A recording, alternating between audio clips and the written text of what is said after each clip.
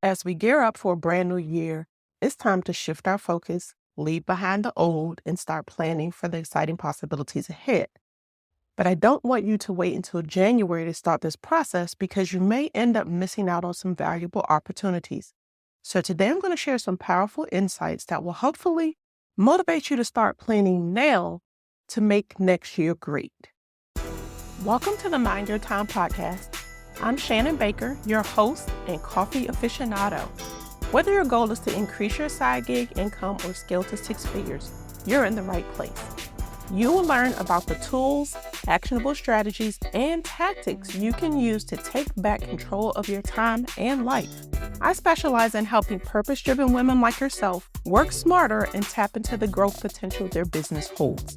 So if you're ready to make a bigger impact and achieve business growth without being tied to it 24/7, then stick around.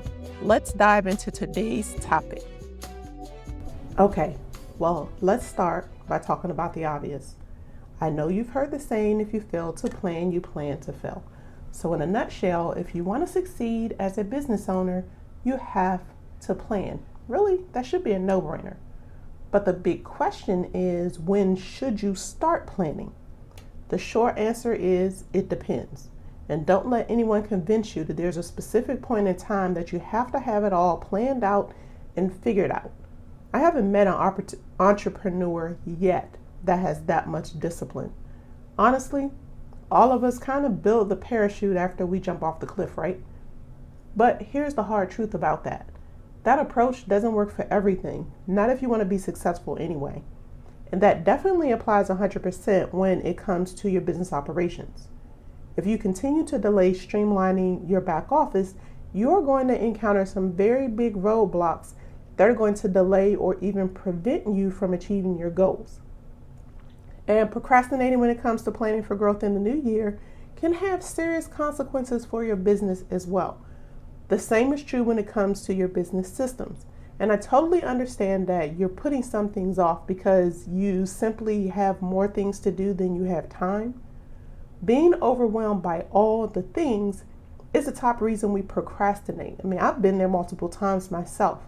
I even talked about my experience of battling procrastination on a previous episode because I know I'm not the only one who has to deal with those feelings. Now, while it's normal to put things off for a short period of time, you can't stay unplugged. So if you would like to know the process that I use to conquer procrastination and increase my productivity, make sure you go back and listen to that episode. I'll put a link to it in the show notes.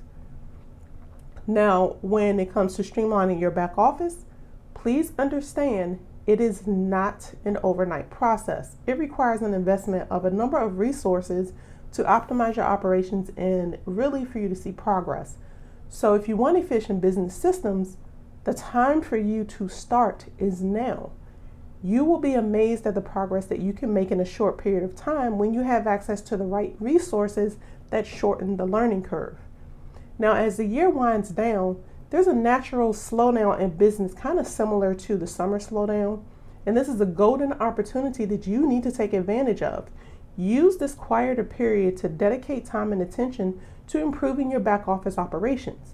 By starting this process now, you actually position yourself in your business for sustainable growth, not just next year, but well on into the future.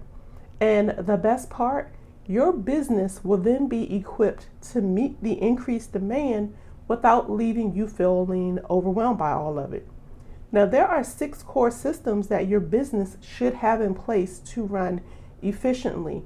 And waiting until the new year to address those inefficiencies in your business operations, again, can lead to missed opportunities and leave you feeling overwhelmed. Then as business picks back up, you want to make sure you avoid juggling multiple tasks. The 6 core systems are critical if you want to grow your business without burning out. So I'm going to put a link to the episode where I talk about all 6 to help you kind of begin that audit process. Make sure you identify which ones you're missing, shore up the ones that you have, and if you need my help, please feel free to get in contact with me. Now, don't get me wrong, systems are not a one-all be-all solution. But when you create systems with automation, you will have much more time that you can use to focus on other things in your business. So by streamlining your systems in advance, you're really better equipped to handle your workload as it increases. You'll be in a very good position to deliver an exceptional client experience, and you can effectively assess opportunities as they arise. But you can't do that without a strategy and a plan. Now, let's talk about building up some momentum when it comes to this topic. Without a well thought out plan, you find yourself in a constant state of catch up because you spend more time putting out fires than you can actually work and get things done. So when that happens, you will easily get discouraged. You'll get complacent and you're going to lose your motivation. So let's get off that hamster wheel. Let's try a different approach next year. But again, you have to start the process now before the new year even begins. And because I'm all about keeping things simple and practical, I'm going to share a few tips with you to help you prepare for you to have that best year ever. Tip number 1, you have got to set clear goals. Take time to set the goals for your business in the new year, but I want you to try a different method when you do this. You need to set SMART goals, but my definition of a SMART goal is a bit different than what you're used to because you need to think about the impact the goal is going to have on your schedule, your business schedule, and your life schedule. And this is a continuous process, which is why I suggest you repeat it every 90 days. So let's talk about my SMART goal framework. The S, you need to be specific. So decide what you want to achieve and be specific when determining what that means for you. And then make sure you pick some affirmations that will help you stay motivated because your mindset matters when it comes to your success. The M stands for mind your business. Stop worrying about what everyone else is doing in their business and what they're posting on social media because that does not give you the full picture. Really, you're seeing the window view. You don't know what's going on in real life. So focus on the goal that you picked and then focus on making sure you take steps every day to reach your goal. The A stands for appropriate. So you need to pick a goal that fits the season that your life is in. If you've got a lot going on in your personal life, it's not the best time for you to pick something that's going to require a lot of attention in your business and vice versa. So keep that in mind. That takes us to R. Be realistic. You need to be realistic with your expectations because life changes. And even when you pick your goal, be sure to give yourself some grace. And when it comes to timing, when you're looking at things realistically, keep in mind it may take you more than 90 days to reach your goal, and that's okay. Just keep working your plan. The T, this one is very important. You need to treat yourself as you make progress because small steps matter. To make sure I keep track of all my small victories, I write them on a little card and put it on my wall of wins in my office. It's a visible reminder that I'm making progress, even if it's just small things.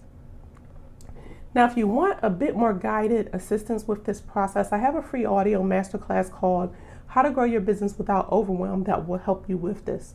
There's 6 audio lessons in that masterclass, and they can be consumed in about 40 minutes or so. But each lesson has practical advice, actionable tips, and proven techniques that you can implement when it comes to things like time management, goal setting, productivity, delegation, and so much more. So feel free to check it out at theshannonbaker.com/masterclass. Now, tip number 2, you need to create a reasonable action plan. When you have that goal, think of your plan as the North Star that you need on your journey to reach that goal.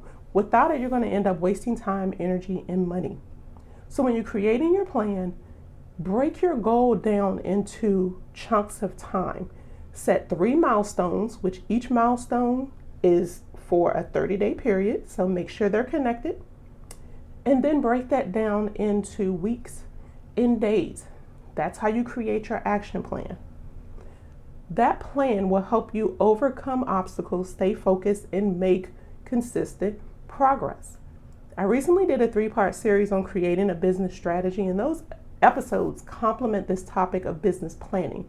I'm going to put a link to the third episode of that series because it really focuses on the significance of creating a reasonable action plan that's tailored to your journey. A link to that will also be in the show notes. And my third tip, seek support and accountability. You don't have to take this journey alone. So focus on building a supportive network of like-minded individuals or even mentors who can give you guidance, support, and hold you accountable. Now, I would love to be a part of your community, so feel free to connect with me on Instagram at @the_Shannon Baker. And I would love to have you inside of the Mighty Society membership community. I'm always looking to add purpose-driven women like you to this global community that redefines what sustainable success is. We are anti-hustle, and I have a feeling that you are too. But really inside the membership, there are some valuable resources in addition to the community, like goal setting worksheets, operations checklists, templates, and so much more to help you on this journey. You can find out more at theshannonbaker.com/membership. Now, before I wrap things up, I want to talk about some potential challenges that you may encounter, because let's be real, challenges are a part of the journey. So here are 2 potential challenges related to planning for a successful year and a little tip to help you overcome the challenge. The first one is balancing work and personal life when you're in the planning phase.